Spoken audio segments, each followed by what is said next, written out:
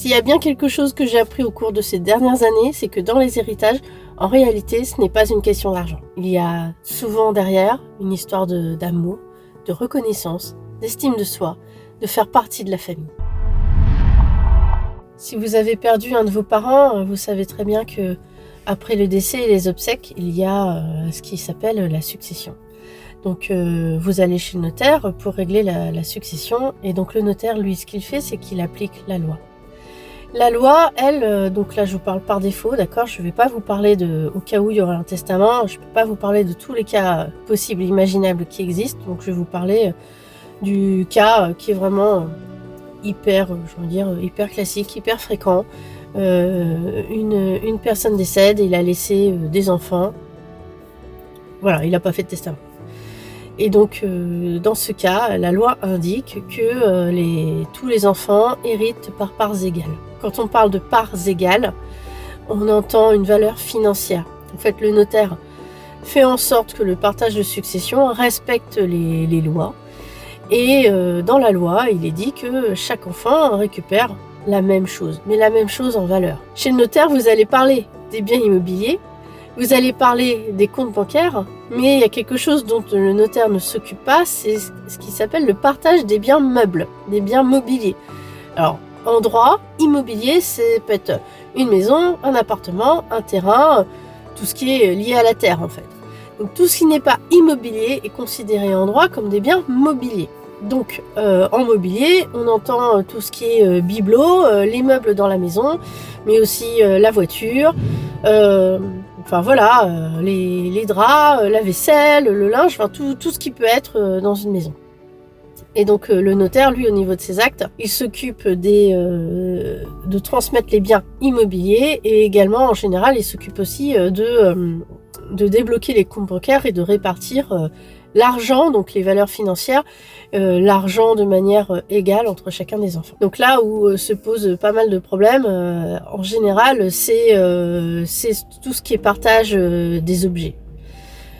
Et oui, en général, vous pensez que le notaire va intervenir en fait dans le partage des biens mobiliers, mais c'est pas du tout le cas, c'est pas du tout son rôle, et donc vous êtes livré à vous-même. Quand la loi dit que chaque enfant a droit à la même chose, la loi entend derrière une valeur financière.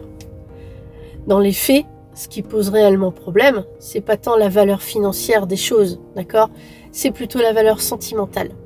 C'est-à-dire que la machine à coudre de maman, peut-être que sur le marché, elle vaut peut-être 50 €, mais peut-être que dans votre cœur, ça a une valeur inestimable. Parce que peut-être que vous avez passé beaucoup de temps à coudre avec maman, et que cette machine à coudre vous rappelle les moments passés avec elle, vous rappelle le lien que vous avez avec elle. Et donc vous comprenez bien que y a plein d'objets comme ça, que ce soit... par exemple, je pense à des livres, par exemple si elle vous racontait des histoires le soir, enfin là je vais partir sur l'exemple de votre mère, mais c'est exactement pareil pour l'histoire du père, hein, ou les grands-parents, enfin tous les gens avec qui en fait on a des souvenirs. C'est vrai qu'en général, il y a lié à ces souvenirs, il y a des objets. C'est la tasse que papa utilisait toujours quand il se levait le matin, il aimait bien boire son café dans cette tasse, c'est la tasse de papa. Je sais pas, moi par exemple je pense à une petite boîte à bijoux, c'est la boîte à bijoux de mamie. Quand j'étais petite, j'adorais regarder la boîte à bijoux, elle est trop belle, j'adore, ça me rappelle tellement de souvenirs. Et donc ce qui va poser souvent souci en fait justement, c'est le partage de ces objets, c'est le partage de ces biens mobiliers, parce que la machine à coudre, la boîte à bijoux ou la tasse de papa, il y en a qu'une.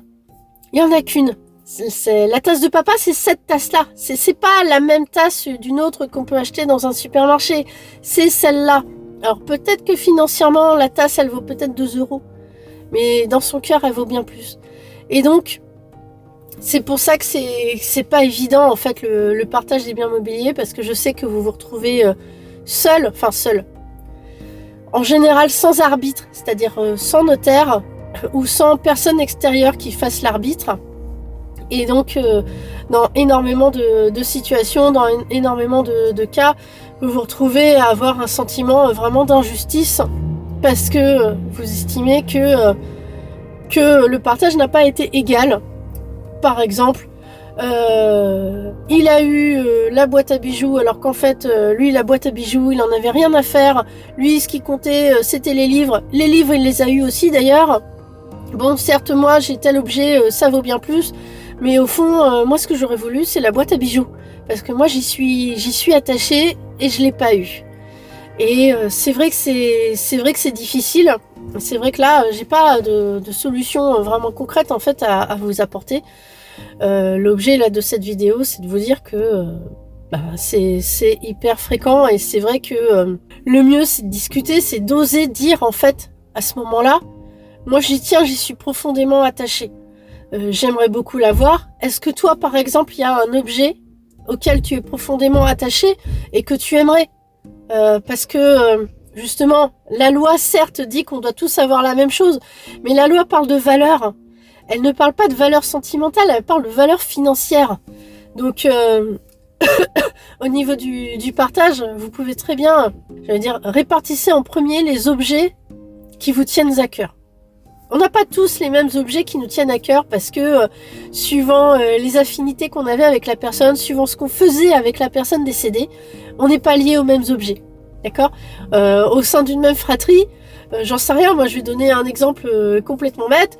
Il y en a peut-être qui étaient liés par le dessin, et en même temps avec la même personne, on était liés au fait de, je sais pas moi, manger des bonbons en cachette, ou enfin je sais pas, j'ai pas forcément d'exemple, mais vous voyez, au sein d'une même fratrie, comme on est tous des individus différents, on n'est pas nos meilleurs souvenirs, ou les souvenirs les plus forts, ou les souvenirs les plus récurrents, ne sont pas les mêmes forcément d'un frère à un autre. Et donc il est possible de trouver je dis pas que c'est toujours le cas malheureusement, mais il est possible de trouver des fois des terrains d'entente quand même, en se répartissant d'abord les objets en fait qui seront soit source de conflit, ou les objets auxquels on est attaché. C'est vrai qu'il y a toujours le cas où on est tous attachés à un objet en particulier, il y en a qu'un et on le veut tous. Là, clairement, il n'y aura pas de solution qui va satisfaire tout le monde. Il peut y avoir la solution, par exemple, du tirage au sort. Vous faites un tirage au sort, et la personne qui l'a, c'est la personne qui est tirée au sort, vous en remettez au sort. Moi, je pense que l'une des solutions qui va pas, c'est c'est la voix du plus fort. Vous savez, celui qui parle le plus fort. Il y a toujours aussi des situations comme ça où il y en a un qui a plus l'ascendant sur l'autre. C'est une question de caractère. Des fois, il y en a, ils osent moins se défendre que d'autres. Et ça, par contre, je pense que le fait de récupérer l'objet parce qu'on a réussi à faire pression, ou parce que de toute façon, on y arrive toujours. Là, clairement, je pense qu'on peut pas arriver... j'ai envie de dire, à un partage consenti par tout le monde dans ce type de conditions. Donc je vous envisage vraiment à ce moment-là à oser parler. Déjà, pour ceux qui sont timides, à oser parler. Si vous voulez vraiment tel objet, dites-le. Et dites-le que vous y êtes attaché. C'est pas une question de valeur financière, parce que souvent c'est pas le cas. Si c'est pas une question de valeur financière, dites-le, je suis profondément attaché, ça me rappelle telle chose, ça me rappelle telle chose. Toi, tu le veux aussi? Ça te rappelle vraiment quelque chose? Est-ce que ça te rappelle aussi un souvenir? Est-ce que tu es aussi lié comme ça? Des fois, au niveau de la discussion, ça peut désamorcer les conflits. Parce que peut-être que la personne qui au départ le voulait pour un aspect pratique, parce qu'elle en a besoin, peut-être qu'elle n'y est pas attachée émotionnellement en fait à cet objet. Et peut-être que si vous lui dites, elle va dire ah bah écoute oui, à ce moment-là vas-y prends-le, moi je vais prendre autre chose, et puis de toute façon par exemple la boîte à bijoux oui bon moi celle-là peu importe, hein, que ce soit celle-là ou une autre c'est pas grave, sinon je m'en achèterai une. Enfin voilà. Donc je pense qu'il y a pas mal de conflits qui peuvent être désamorcés comme ça. C'est vrai qu'en général, ce qui se passe, c'est que le partage des meubles intervient. C'est vrai que ça va dépendre, mais ça peut intervenir assez rapidement après le décès. Et du coup, vous êtes encore sur le coup de l'émotion. Vous êtes encore. C'est dur, quoi. C'est dur. On n'avait pas envie que la personne décède. Du coup, on n'avait pas envie de devoir vider cette maison. On n'avait pas envie de devoir se partager le mobilier. On se retrouve là. On n'a pas choisi, on se retrouve obligé et donc on n'a pas envie de prendre cette décision concernant cette boîte à bijoux, cette machine à coudre parce qu'on n'est pas prêt, parce qu'on voulait que la personne soit encore en vie. Et donc c'est vrai que suivant les cas, je dis suivant les cas, c'est pas toujours possible, mais des fois si vous avez cette possibilité, essayez d'attendre en fait que l'ensemble des personnes soient prêtes. Parce que malheureusement, on n'est pas toujours tous prêts au même moment. Il y en a qui vont être prêts et qui vont avoir besoin de vider les objets dans un délai très court. Parce que eux, ils en ont besoin en fait pour avancer dans leur deuil. Et il y a d'autres personnes qui, j'ai envie de dire, peut-être ne seront jamais prêts. Il y a des personnes pour qui ça va être long. Donc il faut essayer de trouver un consensus pour que... pour faire en sorte que les personnes soient le plus près possible. Ceux qui sont pressés, peut-être qu'ils peuvent attendre quand même, en tenant compte du fait que l'autre à côté, lui, il n'est pas prêt. Et ça, ça nécessite de se parler, ça nécessite en fait de dire les choses. Parce que je sais qu'on peut être amené en fait à se retrouver dans un endroit pour partager des objets. On n'a pas envie, on n'est pas prêt, on n'a pas du tout envie d'en parler. Et c'est à ce moment-là, en fait, on va dire non, mais ça, je m'en fiche. Non, mais ça, je m'en fiche. Non, mais fais ce que tu veux. Alors qu'en fait, vous vouliez des choses, mais c'est sûr que sur le coup, vous étiez pas prêt. Il y a le fait de vouloir des choses parce qu'on y est attaché de manière émotionnelle. Des fois, on ne veut pas les choses aussi parce qu'on n'est pas prêt à passer à l'étape de on se partage les objets de la personne décédée. Et donc, c'est aussi un chemin. Et donc c'est vrai que quand on est amené à dire fais ce que tu veux, je m'en fous, c'est parce que sur le coup en fait vous n'êtes pas prêt du tout à gérer ça. Donc sur le coup vous vous en fichez, c'est vrai. Et après il peut y avoir un peu de ressentiment. Il faut quand même bien réfléchir à ce qu'on dit. Parce que une fois que l'objet a été vendu, une fois que la sœur ou le frère a pris l'objet, c'est pas évident de lui dire finalement je le voudrais. Donc voilà, ça va dépendre. Mais du coup, c'est vrai que tout peut se mettre dans un temps relativement court. C'est vrai que vous avez des décisions à prendre. C'est vrai qu'en plus, vous êtes complètement submergé par les émotions et c'est pas facile du tout. Et ça, je le comprends. Donc faites du mieux que vous pouvez.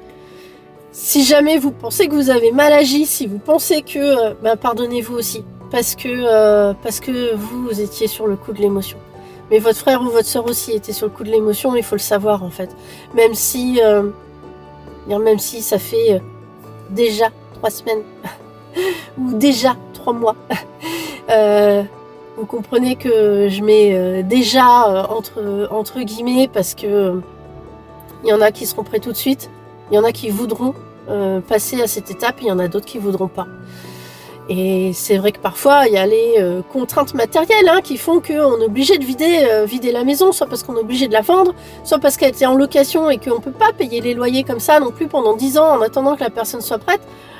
Et donc voilà, ça nécessite de la discussion et ça nécessite aussi de l'écoute. De l'écoute aussi. Donc voilà. J'espère que cette vidéo vous aura aidé. Si vous aussi il y a eu des disputes ou si ça s'est mal passé lors du partage des objets immobiliers, n'hésitez pas à en faire part parce que je pense que c'est une situation où souvent les gens ils ont honte, ils veulent pas en parler. Ça pourrait beaucoup désacraliser en fait, désacraliser ça. Je vous lirai avec beaucoup d'attention. À bientôt pour une prochaine vidéo sur les chemins de la résilience. Vous avancez même si vous ne le voyez pas encore.